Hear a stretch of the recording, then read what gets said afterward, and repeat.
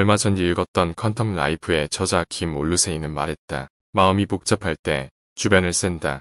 흔히 너드 같은 이 행동에 대한 언급은 책을 읽은 지 꽤 지났지만 지금도 불현듯 떠오른다. 맞다. 탁월한 방법이다. 이는 명상의 한 종류와도 닮아 있다. 말이 통하지 않는 상대를 만났거나 화가 나는 일을 만났을 때 단전 밑에서부터 끌어오르는 화를 참는 것은 어렵다. 이것을 다스리는 방법으로 자신의 감정을 깨닫거나 호흡에 집중하는 방법도 있을 수 있으나 가장 즉각적이고 확실한 방법은 주변을 세는 것이다. 체벌이 금지돼가는 상황에서 12가지 인생의 법칙에 젖어 조던 피터스는 말했다. 때려라. 그는 아이를 때리지 말라는 사회적 인식 변화가 들여 아이를 망쳤다고 말했다. 그의 책 챕터 5에는 아이를 제대로 키우고 싶다면 체벌을 망설이거나 피하지 말라고 설명했다. 다소 비난받을 수 있겠지만 체벌은 분명 즉각적이고 확실한 방법이기도 하다. 어떤 일에 집중을 하다가 불현듯 딴 생각을 하고 있으면 우리는 고개를 세차게 흔들고 그래도 되지 않으면 손바닥의 가장 두툼한 곳으로 두개골을 때린다. 스스로 몰입된 잘못된 방향을 타개할 때조차 사용하는 이 방식은 분명 은은하고 자유롭지 않지만 즉각적이고 확실하다. 매몰돼 있는 상황에서 빠져나오는 가장 확실한 방법은 차분하게 호흡을 가다듬는 것도 방법이겠지만 바로 주변을 세어버리는 것이다. 어떻게 그걸 기다리고 계세요? 누군가가 말했다. 물음에 한참 동안 대답을 하지 않는 아이를 대하며 대답을 기다렸다. 알아차리지 못했지만 아이는 꽤 늦게 대답을 했고 그것을 기다리는데 굉장히 오래 걸렸던 모양이다. 그동안 그 아이의 눈을 쳐다보고 기다리기에는 마음속에서 수만 가지 생각과 감정이 회오리 쳤다. 뭐해? 대답 안 해. 가 목구멍으로 치솟아 올라오는 것을 막아내는 것은 쓰나미처럼 몰려오는 바닷물을 손바닥으로 막아보는 것만큼 무기력했다. 마침 아이의 뒤로 꽂혀있는 책장이 보였다.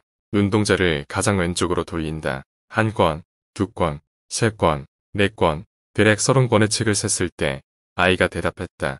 이 모습이 주변에서는 참 신기했던 모양이다. 아이에게는 참을성 있는 어른으로 보여지고 주변인에게는 대단한 기다림이라고 느껴지겠지만 나는 질문이라는 미끼를 끼워둔 채 낚시 바늘을 강물에 담고 두고 스마트폰에 몰입한 모습. 그 이상도 이하도 아니었다. 낚시대가 꿈틀꿈틀 입질이 오면 그때서야 낚시대에 집중하면 그만이다. 주변을 세는 것은 몹시 탁월한 자기관리 방법이다. 누군가와 대화를 하다가 분명 뵙고 나면 후회할 말을 할 것 같은 상황을 맞이한다. 그 눈은 갈 길을 잃은 송아지 마냥 주변을 헤매다가 벽에 붙어있는 타일의 개수나 보도블럭을 세버린다. 하나, 둘, 셋, 넷. 숫자를 세다 보면 블랙홀처럼 빨려 들어가던 상황에서 빠져나올 수 있게 된다. 어떤 날인가는 이럴 때가 있다. 하나, 둘, 셋, 넷. 잠깐만. 근데 이거 숫자를 세는 게 무슨 의미가 있지? 이렇게 숫자를 세는 것의 의미를 찾고 나면 숫자를 세서 얻는 것도 없는데 뭐하러 세야 하나 하는 생각이 든다. 다시 상황에 몰입할 때쯤 다시 이런 생각이 든다. 화를 내는 건 또 무슨 의미가 있지? 숫자를 세는 것은 아무 의미가 없지만 최소한 상황을 악화시키진 않는다. 다만 화를 내거나 재촉하는 것 등의 일 역시나 아무 의미가 없을 뿐더러 상황을 악화시키기까지 한다. 어차피 의미가 없는 행동을 할 것이라면 더 나아지지 않더라도 악화시킬 필요는 없다. 사람들과 대화하다 보면 쿵짝이 잘 맞는 사람도 있지만 얄미운 사람도 있다. 말귀를 모자라 듣는 사람이나 답답한 사람도 있고 질문에 제대로 대답하지 않는 사람도 있다. 그런 사람을 모두 상대할 필요는 없으나 상대해야 한다면 하킴 올루세이의 말처럼 그냥 주변을 세면 된다. 이 방식은 꽤 효과적인데 사람과의 갈등은 대개 말에서 시작한다. 잔소리가 많은 사람의 옆에서 이야기를 듣는 것은 고역이다. 다만 이 고역이라는 것 또한 어떠한 물리적인 접촉 없이 사람을 고통스럽게 만든다. 성대가 떨어서 만들어낸 울림의 혀와 입술로 바람의 모양을 결정해서 달팽이관을 떨어낸 것이 어째서 피곤하게 만들 수 있는가를 따져보자면 사실상 우리가 고통받는 것은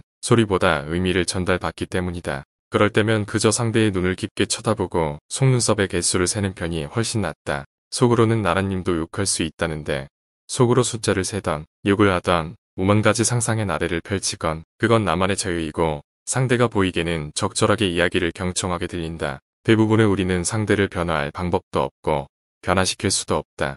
그 이유는 단순하다. 우리는 말로써 누군가를 변화시킬 수 있다고 생각하고 갈등을 만들어내지만 매년 초에 스스로에게 다짐한 다짐조차 지키지 못한다. 자신이 하겠다고 작정한 일조차 지키는 것이 어려운데 상대가 요구한 일을 한다는 것은 터무니없다. 상대를 변화시키지 못한다는 사실을 빨리 깨닫고 상대로부터 변하지 못한다는 사실도 빨리 깨닫자. 그저 상대의 말에 적당한 퍼포먼스를 해주는 것이 더 현명한 방법이다. 아이에게 신발을 신으라고 한다면 함흥차사다. 오른쪽 발을 왼쪽 신발에 넣었다가 빼고 짝이 다른 신발을 양쪽에 신었다가 벗고 갑자기 통통 배 놀이를 하기 시작한다. 그러면 부글거리는 속을 외면한 채 그냥 가방에서 책을 꺼내다가 바닥을 깔고 앉아 읽어버린다. 그때부터 상황이 전도되는데 책의 내용에 몰입되면 아이들이 신발을 너무 빨리 신어버려 아쉽다는 생각이 들게 된다. 예전 동생이 한 이야기를 들려준 적이 있다.